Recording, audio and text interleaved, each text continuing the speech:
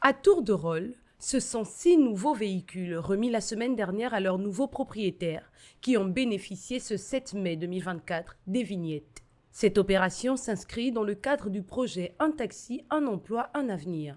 De l'autre côté, au parking de l'hôtel de ville de Libreville, plusieurs véhicules attendent les leurs. L'objet de cette cérémonie, c'est de consacrer la traditionnelle obligation de collage des autocollants sur les taxis, consacrant ainsi le démarrage de la campagne d'identification des taxis.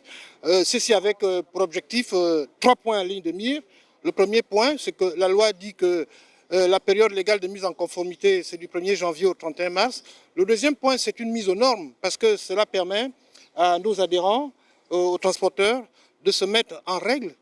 Et le troisième point, c'est la sécurisation des opérateurs économiques. Il s'agit là de se conformer à la réglementation en vigueur, et ce dans le strict respect du principe de la territorialité de l'impôt.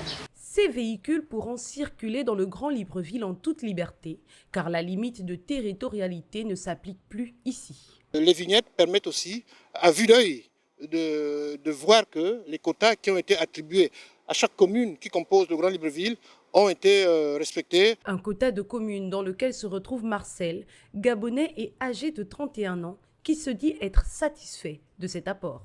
Dès aujourd'hui, je peux librement circuler dans les 3 communes, Libreville, Ovendo et Akanda, en toute sérénité parce que je me suis acquitté de ma vignette de transport.